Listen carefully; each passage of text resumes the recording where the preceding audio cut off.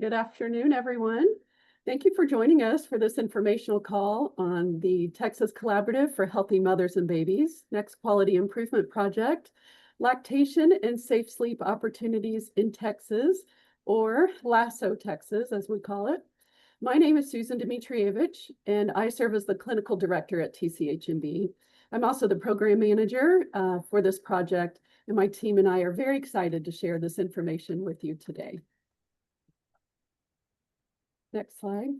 We always like to start our meetings by grounding ourselves in the mission and goals of TCHMB. So I'll share our mission here is to advance healthcare quality and patient safety for all Texas mothers and babies through the collaboration of health and community stakeholders as informed by the voices of the patients we serve. Our goals are to reduce preterm birth, reduce maternal infant morbidity and mortality, eliminate health disparities, improve health outcomes using the life course approach, strengthen involvement of partners and families, and improve the health environment for mothers and babies. We invite you today to share your name, your role, and the organization that you're representing on the call today into the chat. There's also a feature at the bottom of your screen. I don't think it's at the top, but for a Q&A feature, and you can access that to ask questions throughout the presentation, and then we'll answer those questions in a Q&A session at the end of the presentation. So a quick overview of our agenda for the day and what we would like to accomplish with this call, and that is to provide you a background on why we chose LASSO-TX and the aim of the project. We'll do a review of the project structure and the quality improvement methodology that we'll be using throughout the project, timeline, and then expectations for what you can expect from us here at TCHMB and things that we'll need from you and your hospital to participate.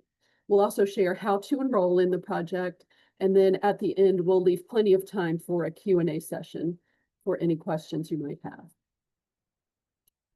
I'll start by sharing the LASSO-TX planning team. So the team includes myself, our project director, Jennifer Ustinov, and a project improvement advisor, Sue Butts-Dion. For those I haven't met, I was a NICU nurse for 25 years, both at the bedside and in management before transitioning here to TCHMB.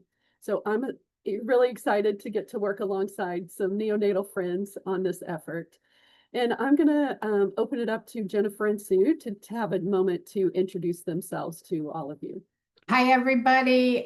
Thank you, Susan. It's so great to see so many people interested in these really important topics. My name is Jennifer Ustinov. My background is maternal child nursing, and I've been working in quality improvement both nationally and internationally for the last 20 years. I still have a clinical practice when I can fit that in, and I work in labor and delivery. I live in Vermont, and I have the honor of being part of this wonderful project. I'm really looking forward to what we can do together.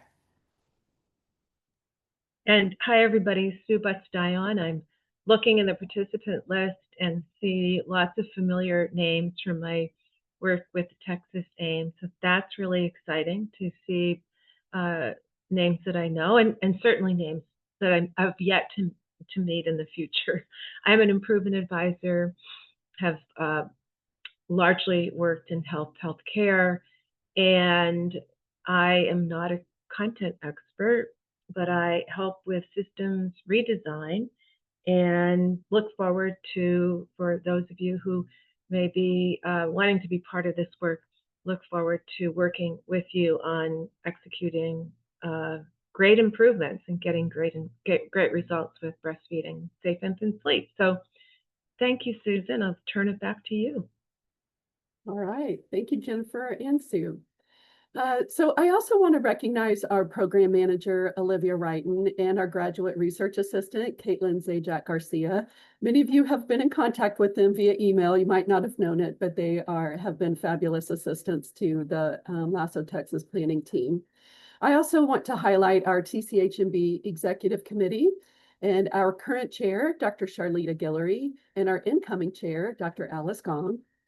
And then some of you may know or may not know, but LASSO-TX is a quality improvement project with the Neonatal Committee here at TCHMB. And so we've had tremendous support from, of course, the Neonatal Committee co-chairs, and those are Dr. Jonathan Nedrolo and Jillian Gonzapa. And then we'll just have to give a shout out to our partners at DSHS, who are also our sponsors for the project. And so helping with planning have been Julie Stagg and Veronica Hendricks.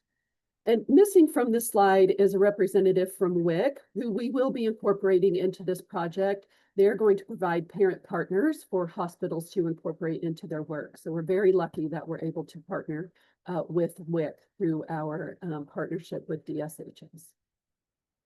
And then I'm also very proud to introduce our faculty group. We've got a strong team of subject matter experts in breastfeeding, safe infant sleep, and quality improvement from all across the state. We've got the North, South, East, and West covered here in Texas. So I'm really thankful for that.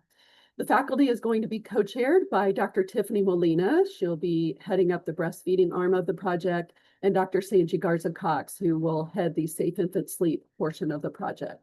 So we're really, truly grateful to have this group guiding the project throughout the entirety of it. I would also be remiss if I don't highlight Dr. Patrick Ramsey. He is TCHMB's medical director and a member of our faculty who will be helping to provide an obstetric lens to the project. So very thankful he's able to join us in our faculty as well. So next slide. As I mentioned, the LASSO-TX project is the quality improvement project for our neonatal committee within TCHMB. And so I wanted to show you a little bit of the data behind why they chose breastfeeding and safe sleep as the QI project. So in 2019, about 84% of mothers initiated breastfeeding after birth. However, exclusive breastfeeding rates showed that at 3 months, they were at 32% and only 24% at 6 months. And so for a little bit of context, I added the Healthy People 2030 goal, which is an initiative led by the US Department of Health and Human Services, and it sets like a national health goals every decade for the United States. And so the goal they have set by 2030 is for infants, 42.4% of infants in the US to be exclusively breastfeeding at 6 months. So we have a clear gap from that goal here in Texas, and we feel like this project can help us close that gap, if you will. Now let's turn to safe infant sleep portion. We can't really talk about breastfeeding without including safe infant sleep in that discussion, we feel. And when we look at sudden infant death or SIDS rates in Texas, it's actually the third leading cause of death in infants under 1 year of age in Texas. And in 2021, the rate was 3.1 deaths per 10,000 live births.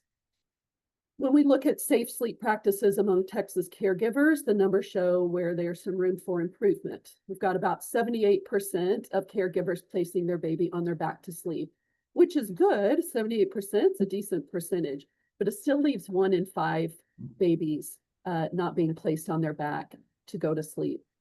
Only 34% are using an approved sleep surface, and less than half, 49%, maybe I'm being dramatic saying less than half, but it's still less than half, ensure that the safe sleep area is free of loose bedding or soft objects. So those practices really do reduce the risk of sleep-related infant deaths.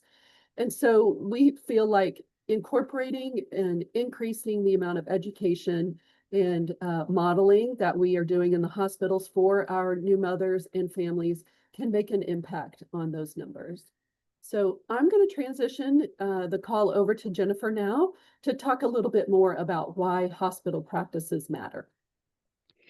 Thanks, Susan. So I'm going to talk about a lot of things that you probably already know, but it is really important to remind us all and underscore how important what we do in hospitals is. And so we know from decades of research and practice improvement that care and education that happen in the hospital really do greatly influence outcomes. And this is especially true when we think about improving breastfeeding exclusivity, breastfeeding rates up to 6 months, and that safe environment in which moms will lay their babies down to sleep. So as we model safe practices and support mothers in the moment with encouraging conversations, these things are all part of promoting, protecting, and supporting breastfeeding and safe sleep. Next slide, please. Maternity practices influence breastfeeding outcomes long after women leave our birthing centers. We have a depth of research that demonstrates that unlimited opportunities for skin-to-skin care and breastfeeding promote optimal maternal and child outcomes. So studies show that mothers who recalled having immediate and continued skin-to-skin practice and rooming in for 23 hours or more a day were more likely to report that they were exclusively breastfeeding when they were surveyed at 3 months, at the baby's 3 months age. I think we'll agree that skin-to-skin is a low-cost intervention that is accessible, simple, and feasible for most mothers. And that's why we really focus in on it. Never mind all the research that shows how important skin-to-skin is for so many different reasons. However, the multidisciplinary team has to buy into all this evidence-based practice to change where and how we care for moms and infants. So sustaining skin-to-skin care and rooming in is not as easy, but it ends up being the professional responsibility of all of us if we say we are providing high quality care. Next slide, please. So our project description, I'm just going to review that with you, is a statement that LASSO-TX is a hospital-based quality improvement initiative that's led by TCHMB using the Institute for Healthcare Improvement, or IHI's Breakthrough Series collaborative model. And you're going to hear a little bit more about that in a few minutes. The project is focused on 2 care settings: well baby or mother baby infants, and that would be level 1 facilities, and then the neonatal intensive care units, which are level 1 to 4. Now, in some of your facilities, you may only have a level 1. In some facilities on this call, you may have all levels. And so gives you the opportunity to think about the impact in these different settings. Next slide, please. So the collaborative aim statement that we have created is, and I will read this, from February 2026 to February 2027, the collaborative will improve the health of infants in Texas by increasing exclusivity and enhancing a mother's understanding of and adherence to safe infant sleep practices in the hospital setting while focusing on eliminating or reducing disparities. So that's a mouthful, but pulling that out, we're increasing exclusivity rates by the work we do together, and we're focusing on enhancing moms' understanding and adherence to safe infant sleep practices, and also looking at those disparities that exist in the data and how we can narrow those. And for those of you who may be wondering, we are defining exclusivity or breastfeeding as at the breast, any express breast milk, or any pasteurized donor milk for the purposes of this project. Next slide, please. So we are just going to transition now to talk a little bit about the structure of the project and the quality improvement tools and strategies that we will leverage during this collaborative. Next slide, please. So this is just a graphic of what I mentioned. We know that optimal breastfeeding outcomes require education and support across the whole maternal child continuum of care. So the scope focused here in this project is on a segment of the system or that continuum of care. Breastfeeding and safe sleep look different whether you are focusing on a well baby mother unit or in the NICU. So also do safe sleep practices. A maternal child and NICU staff always have to work cooperatively to ensure that breastfeeding initiation for moms and infants who are separated and skin-to-skin care for moms and infants who are able to then reunite happens. So that cooperation, even though we are very separate units, really does make a difference for these particular topics and many more. Well, I'm going to turn it over to Sue, and she's going to describe some of the quality improvement framework that we're going to use in this collaborative. Thanks, Jennifer. So that's the more clinical focus and the topic that we'll be working on. And as Jennifer mentioned, the way that we'll do the work is by using an improvement method that I suspect many of you might be very familiar with, the Institute for Healthcare Improvement's Breakthrough Series model. And the model is a spread model. It is a way of spreading existing knowledge. So this is a very, I think the topic is extremely ripe, RIPE, for a breakthrough series methodology, because there's a lot known. There's a lot of best practices, which is really exciting. And so the method, the breakthrough series model, takes that existing knowledge, and we're able to spread it to multiple settings to achieve this common aim together relatively quickly, right? This collaborative is about a year long. So we'll use the IHI breakthrough methodology. On the next slide, it actually lays out what this looks like, what the next year will look like. Later, there's a slide with more specific dates, I believe, but essentially, we're doing all of that planning right now that you see in those first 3 boxes, and have held an expert meeting and brought people together to pull together these best practices and to organize them into a framework that then we'll share with any teams who participate in this at or before the first learning session. So there'll be 3 learning sessions. That's what LS 1, 2, and 3 stand for, and thank you for pointing to them. Where teams will come together. There's all kinds of learning and sharing and learning about best practices and learning from one another. And then between their supports from the leadership team and the faculty by way of action period calls, teams will be sharing what they're testing and learning using plan, do, study, act cycles. More on that in a second. And there's all kinds of assessments going on and data reporting. We're learning from our data, and we'll be seeing all of the great results of the work, I'm sure. And so all of that is built into that middle part of the model. And then afterwards, there's usually some sort of dissemination, frequently at the Texas Summit.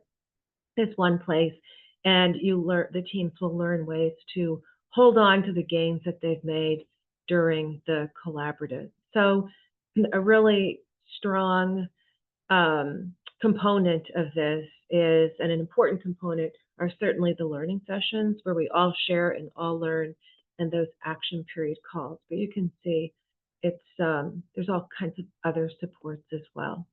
So this is the model that we'll use to guide the collaborative work. And because it's been a very successful way to spread changes and best practices very quickly. On the next slide is what I mentioned. All improvement takes 3 things. Tom Nolan wrote a white paper that the must-haves for any improvement, no matter what you're working on, is you need the will to want to improve, and you need ideas, and we usually have so many ideas. We certainly are not at a shortage of ideas. And then we need to execute it. We need to carry it out. And that's often the hard part, carrying it out. And so the model for improvement is a fantastic way to guide our improvement, an improvement methodology. And there are basically, it's 3 pretty straightforward and simple questions, but powerful questions, making sure that we go into the project being clear on your aim, what are we trying to accomplish, having measures to answer the question, how will we know that a change is an improvement? And then finally, we have our ideas for testing. That third question, what changes can we make?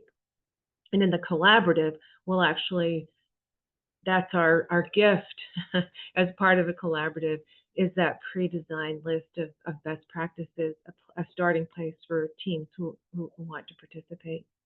And then underneath that, the engine is the plan, do, study, act cycle. That's what we use to test changes, hopefully on a small scale, before moving to wider adoption. We test and learn our way to implementation with small changes first. But you who participate in this will get really, really good, if maybe you are already, at learning and testing using PDSA cycle. So it's about improving, it's about changing our system, it's about providing better care. And it's not about measures, but we do need measures. So I would just close this section reinforcing on the next slide the importance of that second question, which is, how will we know? Right? Whoops, and if you can if you can go to the data slide. Thank you. There is an important data part where you will be providing the identified data, and the reason being so that we'll know what we're doing is making a difference and making an improvement. So again, it's all about improvement. It's data to inform improvement. You'll be able to access your own data and compare to the aggregate. So that's exciting. And it will be shared with the RACs, again, for purposes of improvement. So this project is an improvement project, and we'll use data for just that reason. So though again, probably many of you are familiar, but that's why we use the run charts. You see some samples of that on this slide as well. We'll look at data over time.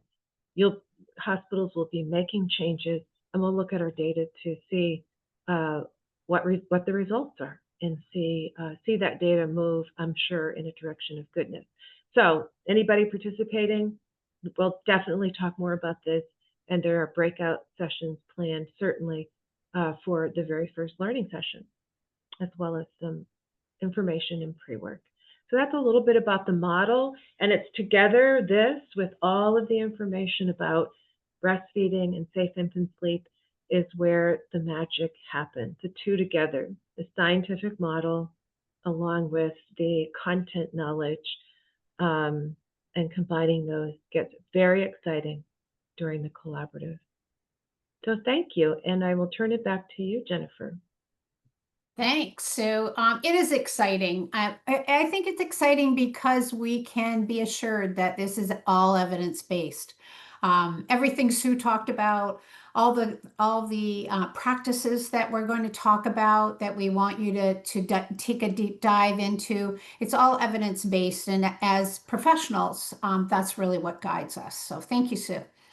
So now we're going to transition to get into a few details here. We're going to talk about the timeline in a little more detail and give you some key dates. And we're going to review the expectations for you as potential participating teams, and also what to expect from TCHMB and the support team behind us all.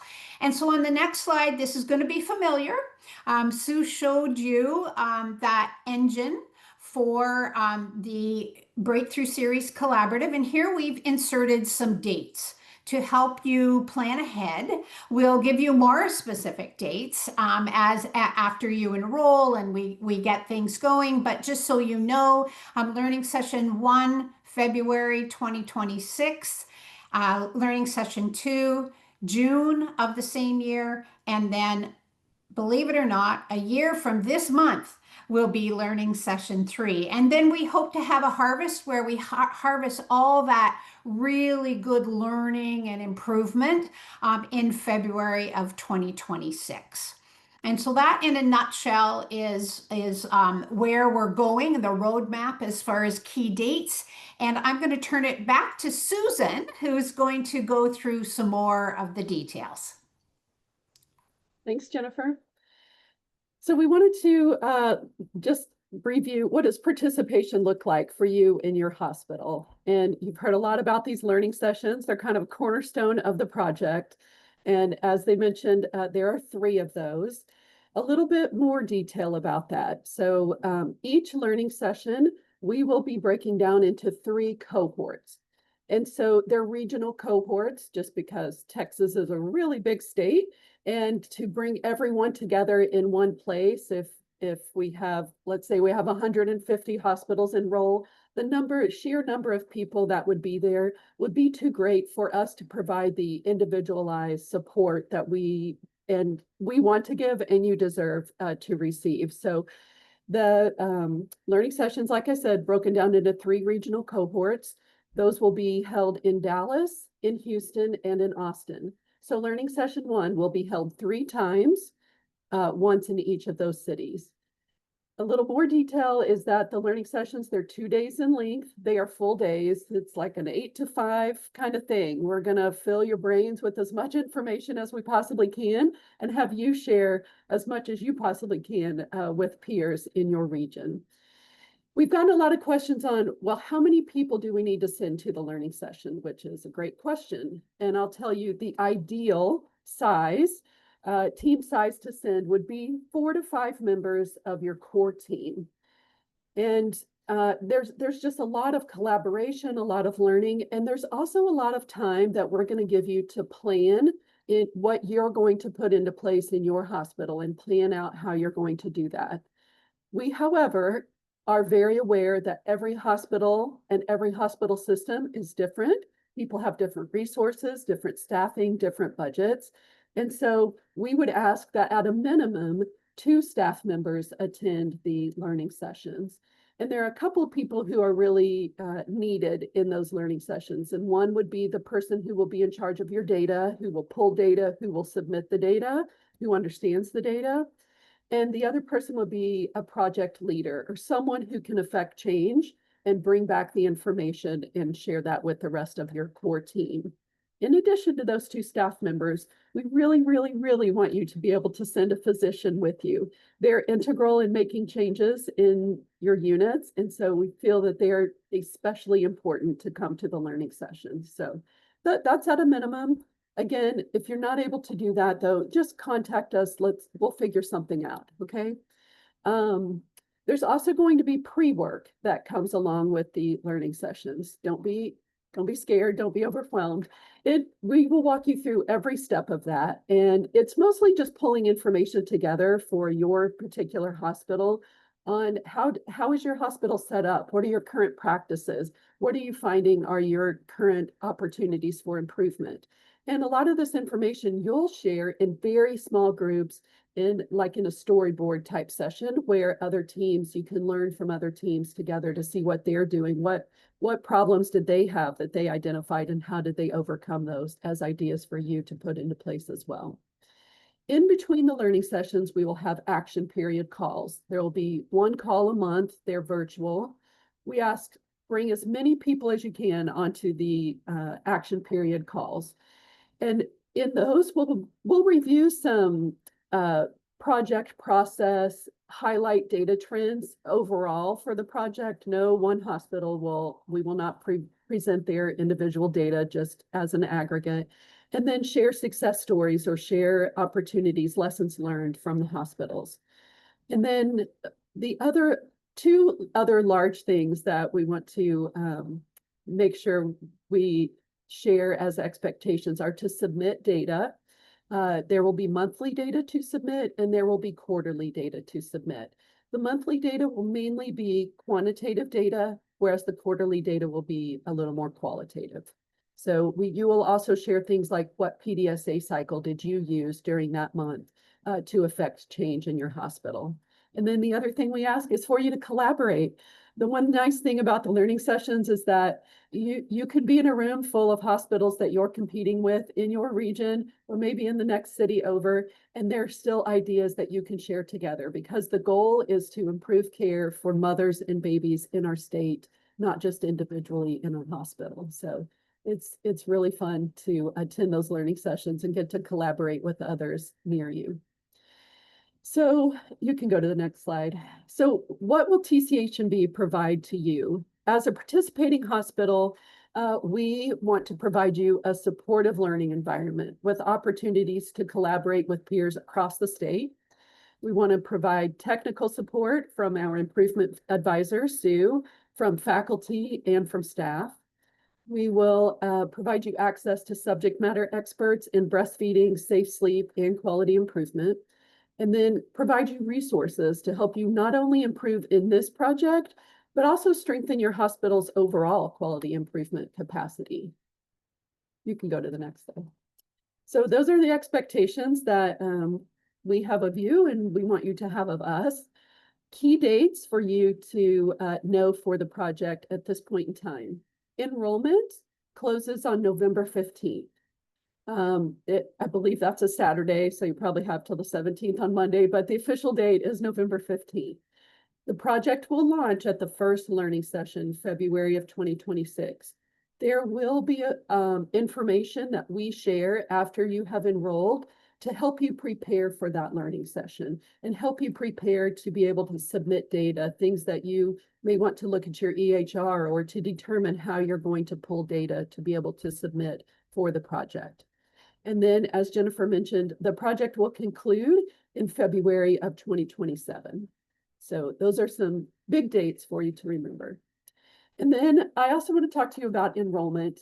We have received lots of emails, which has been fabulous, and I hope we've been able to answer any questions. If you have emailed us, hope we've answered those sufficiently. But to begin enrollment, just an overview, you will need to complete a hospital enrollment form and a C-suite letter of support. You can access those forms through this QR code that's on the screen right now. And it will take you to a page where you can enter your information, like your name and email address, and you'll select your hospital from a drop-down list. From there, you'll be sent to your hospital's enrollment page. Each hospital has their own enrollment page, and if you're a medical director or a neonatal program manager, then you would have received an email from us with a direct link to your hospital's enrollment page. But again, you can use this general link through this QR code here. Once you get to that page, you will find a charter that provides more in-depth details about the project. And you'll also see an area where you'll be able to download and upload the enrollment form and C-suite letter of support. And of note, when you do upload your enrollment form or C-suite letter, you can no longer open those to edit those. And that's just to keep information secure. So if you submit and then you're like, oh, I need to change this, just email us. The email address is on that page, and we are happy to help get any forms corrected for you. In the enrollment form, when you get in there, there's going to be a place where you're going to need 2 signatures, one from a nursing director, one from a medical director, confirming that your hospital's unit is committed to participate in the project. In that enrollment form, you'll also identify your core team members. We've provided recommendations for who might fill those roles as core team members. But again, every hospital is unique. You determine who would fill those roles. For roles that we need for the project, there may be one person who fulfills multiple roles on there. That's completely fine and completely normal to do that. You decide what works best for your setting. We've also suggested some support team members. These would be people that you're not going to meet with every month, like your core team member, but people that you may need intermittently. So for example, someone from IT or your informatics system, you may want to notify them, hey, we're starting this project and we may need to change our EHR or change, ask you to pull different types of data than we're currently pulling in our EHR. So it's always good to just give people a heads up that you may need them.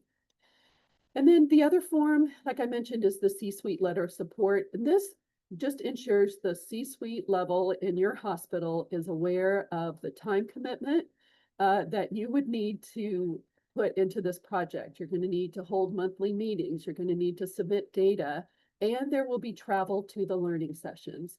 Even if you live in Austin or Dallas or Houston, you're going to need time away to be able to attend the learning sessions. So that is just something we want the hospitals to be aware of. There's no fee to join to join LASSO-TX, but the cost comes in coming to the learning sessions, paying for, time to attend those meetings. So that's where the cost for the hospitals comes in, but there's no fee to enroll. And then following enrollment, there is a place where we'll need to create a relationship for data sharing. So this has kind of been a challenge in the past projects. And so we're working with our partners at DSHS through their data modernization work to try to make this as streamlined and as simple as possible for the hospitals. You guys are #1 priority. And so we currently have a DSUA that's in effect, and we are working on trying to make that as simple as possible, like I say. And that's because we take data very seriously. And Sue covered this a little bit, that each hospital, you'll have access to your own data, of course, and you'll be able to compare your data to the hospital or to the project as a whole, but you wouldn't be able to compare it to another hospital's data. That would be secretive data, if you will. The word is not coming to me. And then a very limited number of project staff will also have access to the data. And that's for the purposes of like cleaning, analyzing, and preparing feedback. So if our process for a DSUA changes, of course, we will notify you immediately, and there will be more to come. But we have a process that we have in place currently. So just want to make everyone aware of that. If we're able to change it to make it easier, we will do that. Because we want to make participation as simple as possible. So now we would like to open it up to a Q&A, and we have Olivia and Caitlin who will be monitoring the Q&A chat box, and then they will come off mute and answer or provide us any of the questions you have, and either Sue, myself, or Jennifer will answer those questions. Thank you, Susan. We do have some questions in the chat box. There is one asking if there's any way to make the learning sessions web-based. Yeah, thanks for that question. At the moment, we do not have the capability to make the learning sessions virtual or web-based. I wish that we did. It's just not possible at this time. But definitely something we will take back to our sponsors to request in future projects. We are also looking to see if there are ways that we would be able to provide scholarships for facilities who aren't able to travel or do not have the budget to be able to do that we could provide some support for. So I see your name in the question and answer session here. So I will send you a private message, Janice, as well, in case there are some scholarship opportunities. And that's not to say only Janice's facility would be open to that. If we are able to put out scholarship opportunities, then those will be put out to everyone.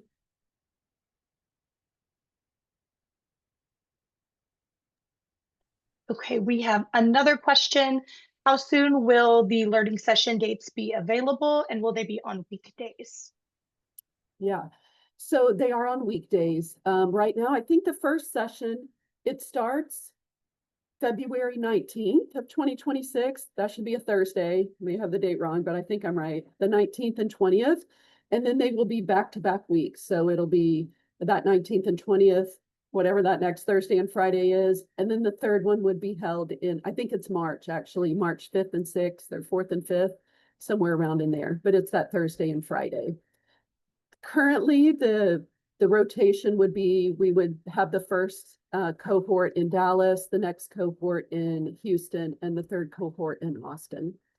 So we are completing or working out the dates for the second and third sessions, and we'll put those out as soon as possible.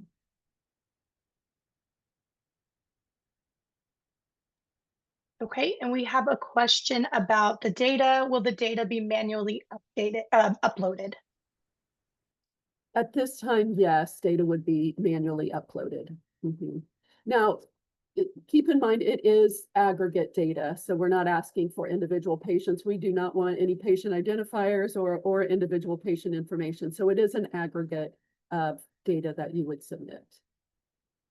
We will try to keep it as simple and streamlined as possible. Certainly something we're keeping in mind as we create the measures. We also have someone in the chat requesting that you repeat the dates and the cities for the learning sessions. Okay, yeah. Let me pull up my calendar really fast so I can tell you exact dates. So the three cities will be Dallas, Houston, and Austin. And they will go in that order: Dallas, Houston, Austin. And the Dallas date for the first learning session, one second, is February 19th and 20th. That will be in Dallas. The learning session 1 in Houston will be February 26th and 27th. And then the learning session in Austin, learning session 1 cohort in Austin, will be March 5th and 6th.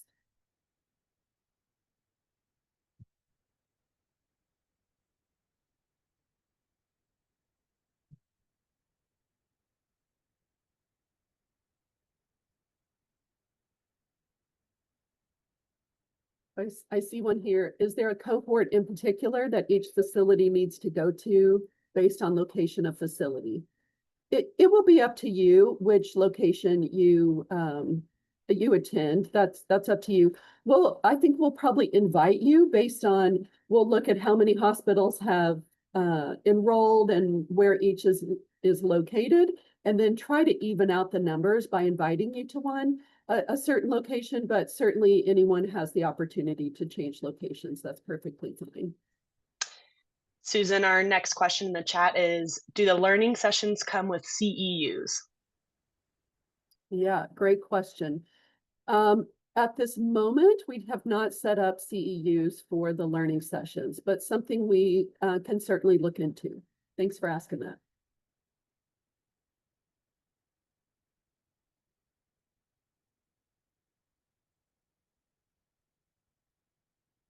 We have another question.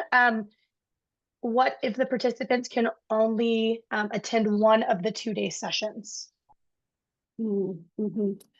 I mean, we of course encourage you to attend two. We hope if you have one member or two members who are only able to attend one day of the session, then come for as much information as you can. But we hope someone from your facility is able to be there to represent for both days. It's continuing information, so it's really best for you to be there for both days. All right, next question. We are getting a lot of questions on availability of this recording and the slides. Yeah, so we are happy to, we are recording this, so happy to share with anyone who would like this. And I'm happy to share the slides.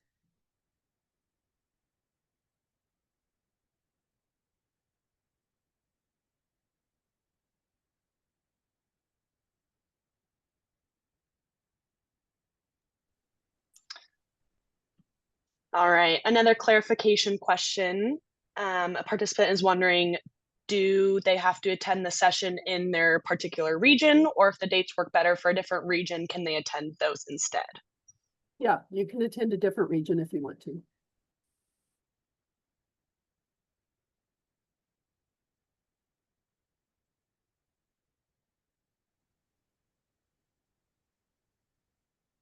I see a couple in the chat Yeah. as well.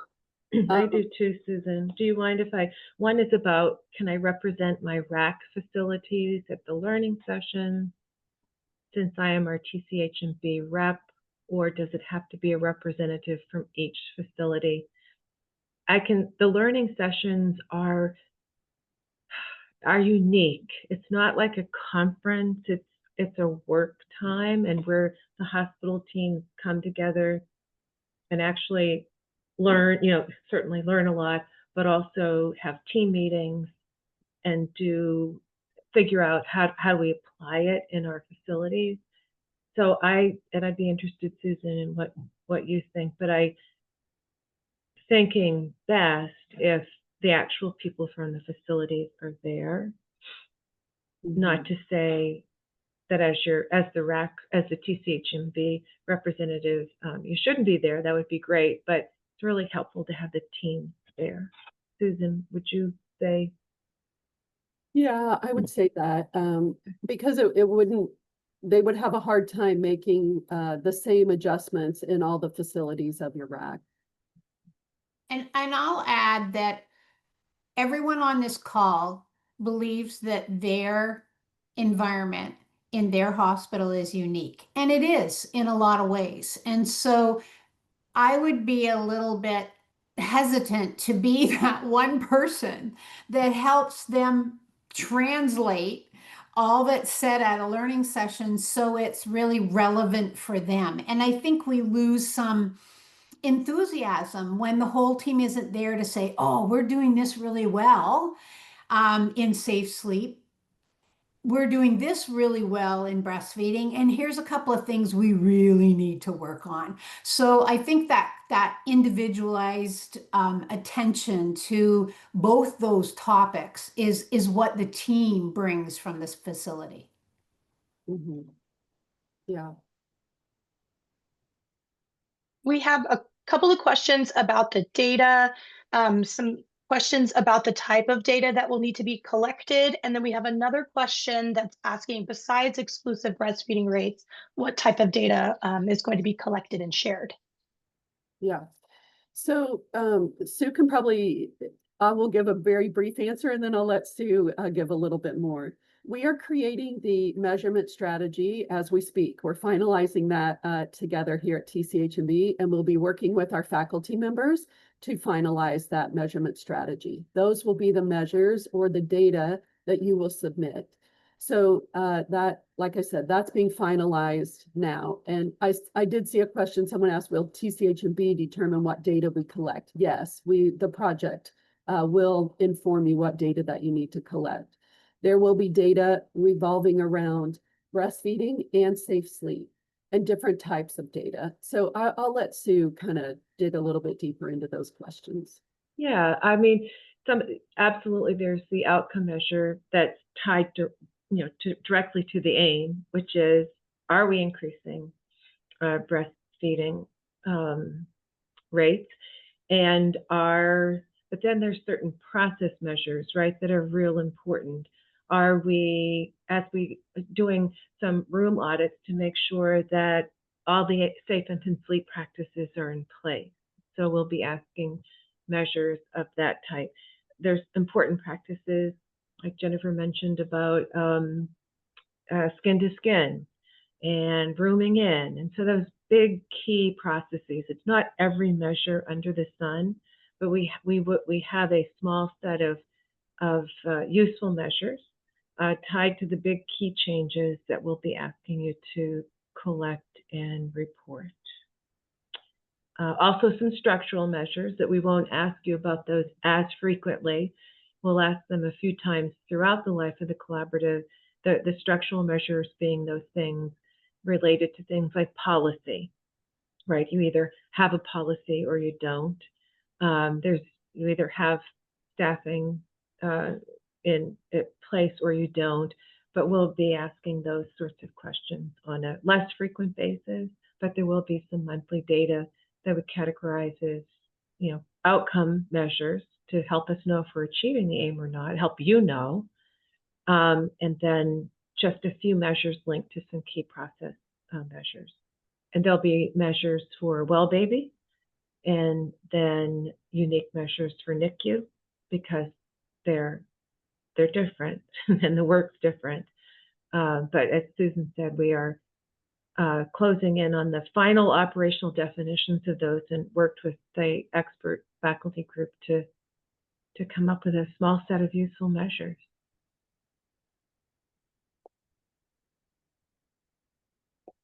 Awesome. Okay, we do have a few more questions about the learning session. So Susan, could you go and talk a little bit more about the learning sessions in terms of how the cohorts are going to be broken up. Do hospitals need to attend all 3 in each cohort? Which regions? Just give it a little bit more information about that. We've got quite a few questions about those learning sessions. Yeah, you bet, no problem. So yes, 3 learning sessions at different times, February, June, and October. Your team will need to attend 1 cohort of each learning session. So you'll attend 3 different learning sessions, learning session 1, learning session 2, learning session 3. We've broken those learning sessions, each learning session down into a cohort to try to make it easier for travel and to make it easier for interaction and collaboration within those learning sessions. So for learning session 1, we will hold learning session 1 3 times, once in Dallas, once in Houston, and once in Austin. Your hospital will be invited to join one of those cohorts. Let's say you work in Utah, here near Austin. You'll be invited to the Austin cohort. However, if you are unable to attend that and you're like, I can go to Houston when Houston is having theirs, you're welcome to go to the Houston cohort.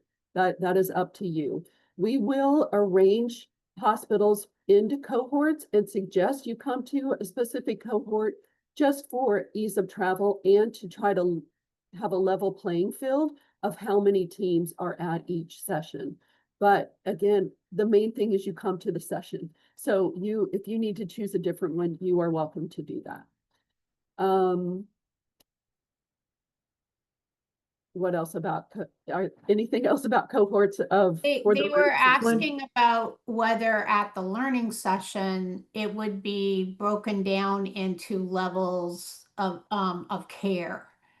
Oh, not in general. It will be, everyone will be coming together and learning together. And we feel like it's important not to silo the levels of care because we need to be collaborative together, because what you need in a level 1, a level 4 needs to know what's happening in a level 1 and how you're supporting. There may be times where it's easier for, say, a level 1, how you're pulling data. Are you pulling that from mom's chart or baby's chart versus, say, a level 4? So there might be some individual things where we might have different information for the different levels, but the goal of this is really to pull people together and let's work on this collaboratively together. So. Okay, and then we have questions about the kind of content that will be discussed at each of the learning sessions, whether all 3 of the learning sessions will cover the same information. And then someone else is asking, are the learning sessions the intervention, the do of the PPSA cycle? Sue, I'm going to let you answer this. Yeah, I was just answering Elizabeth. I would say no. The learning sessions are just the learning sessions. They're the time in the model where teams come together. They meet in person. There's always a combination of content that's shared. Teams will be. What happens is the first learning session, a lot of the presentations are done by faculty, and it's a building process. By learning session 3, guess what? The teams become the faculty. You all who are participating in it have learned so much, and we kind of switch places. So we have teams presenting. There's breakout sessions where Susan was saying, if there's a value in levels meeting together, then we certainly will support that. But there's different breakout sessions in learning. There's team meetings. Teams bring storyboards and share what they're doing. And there's just really time for rich learning and sharing with one another, so that end meeting as a team to plan when you get back to the organization, what are you going to do? So it's really the model. It's the PDSA cycle is a way it's something that we use to test and learn. So you might, during the learning session, learn about a great idea or something that somebody else is doing, and you'll go back and test that out in your organization. Maybe first on a small scale, right? Because Jennifer said, all organizations are slightly different. So the way it plays out in your hospital might be different from others, but nonetheless, you're going to go back and you're going to test it out. And the plan, do, study, act cycle is a way that we learn to test things and to learn from them. And then based on what we learn, take some action. So it's not that we don't talk about and learn about how to do PDSA cycles, but the learning session is really just that time in the model where the teams will come together. And if I can, it might help to give you an example of a PDSA pertaining to, I'll use a breastfeeding one. We know from research that having mom and baby within proximity is really helpful for promoting not only a mom to get to know their baby, no matter the choice of their mode of feeding the baby, but especially for breastfeeding. So that's where the 24-hour rooming in comes in. And so you might say, oh gosh, like we don't do 24-hour rooming in. We got to do a bath in the nursery. We've got to do 24-hour cares in the nursery. Like, how are we ever going to get 24-hour rooming in? So you might want to take some willing subjects and some willing nurses, that maybe some that have done bathing in the room in the past. I hear that all the time. Or they worked at another facility where the bathing was done in the room all the time. And so you got to figure out the logistics of it, because how do you get all the stuff you need? And one of the biggest questions are, like, do we delay the bath? What if 24 hours, we say, oh, we're not going to delay it any more than 12 hours, and that's 3 o'clock in the morning. Well, we're not going to do a bath in the room at 3 o'clock in the morning. So we've got to test all this out and figure out, how do we work it out so we actually can do a bath in the room? It might seem like a really simple thing. Well, we're just going to do bathing in the room. Well, it's not, because there's so many things. And also, there are people that want to do it and there are people that don't want to do it. And so we have to bring everybody along and allow them a chance to figure out in their workflow how to work in not doing it in the nursery and doing it at the bedside, because there's so many great advantages to be able to teach moms and let them hear the baby cry, and because that's what they do when they get bathed, all sorts of things like that. So that's an example of what you might want to test to help facilitate more time for the baby to be with mom in the room. All right, y'all, I have another question about our metrics that we will be measuring in this project. There's a question that, will we be defining exactly what and how we're improving on the metrics?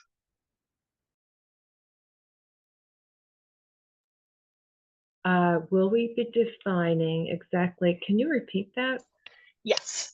The question was, is TCHMB defining exactly what and how we're improving upon on the metrics? Yeah. We TCHMB, and jump in, Susan, we are definitely working on operationally defining the measures in such a way that all of you will be able to be reporting similarly. And we'll be looking at the data to see if we're seeing signals of improvement. I don't know if that helps, but yes, we are defining it. What improvement looks like, you'll need to define. We'll set some goals. You'll need to set your internal goals. So you would define what improvement looks like for you locally and in your organization. But we do have a measurement strategy that we'll share with specific operational definitions, with guidelines and exclusions, and as appropriate numerators and denominators and things of that nature. So I hope that answers your question. If it doesn't, keep asking. I think it might be, we haven't, maybe we've perfected them, I don't know, but we have been working diligently on these measures and what metrics you are going to be submitting data for. And so some of the things I feel like we can share with you, like for breastfeeding, we're going to want to know how many babies are exclusively, exclusively breastfeeding when they leave your hospital. So how many babies were born, how many left exclusively breastfeeding? How many initiated breastfeeding versus how many were born? How many had immediate and uninterrupted skin to skin immediately after birth? So there are things that we're going to want you to, specific things that we're going to want you to do. When it comes to safe sleep, we're going to want you to do audits. There's not really another way to do that, but we're going to help you. We'll provide the audit for you. There will be certain information that you will share about those audits. There's going to be some new concepts that we're going to introduce that we don't think that most hospitals have in place at this time, but are some new evidence around the practice or some best practices that we have found in research to do for safe sleep and for breastfeeding. So, but those are the type of metrics that we're going to ask you to share. What you do to change in your hospital will be up to you. You're going to evaluate your data. Okay, we're at 40% on our babies exclusively breastfeeding at discharge. We're going to provide you what's called a change package. Here are ideas you can put into place that will improve your exclusive breastfeeding rates. And so we're looking at where you started. You're going to look at, and we call it baseline. You know, where are you starting at, as Susan said, for these metrics? And then over time, and with some change ideas and some practice changes, maybe policy changes you'll put in the background, even system changes, that you'll be able to gradually see some improvement in those rates over time. And so I just need to add in here, it is 3:01 and I want to be very respectful of everyone's time. I see there are a couple more questions. We are happy to stay on here to answer, but we also need to be respectful of everyone else if you need to hop off. I know you guys are really busy, but one of the questions that's on here, so we'll continue to answer a couple of these. They'll be on the recording that we send out. But if someone's asking if a mother comes in and doesn't want to breastfeed on their feeding plan, are they excluded from the metric?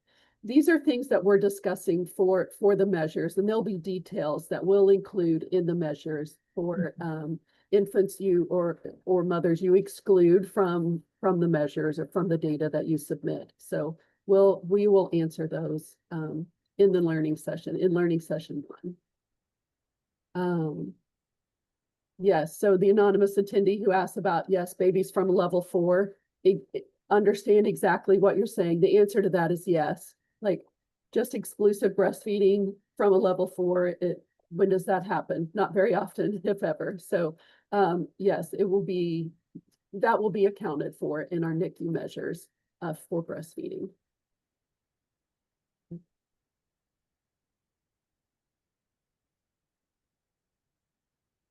Okay, well, we will end the call here. Wow, we are so grateful for all of you to attend and those of you who've stuck with us even through these extra minutes of the presentation. You guys are amazing. We look really forward to participating with you and hope you're all able to enroll in the project. And we will connect soon. Please reach out if you have any questions, okay?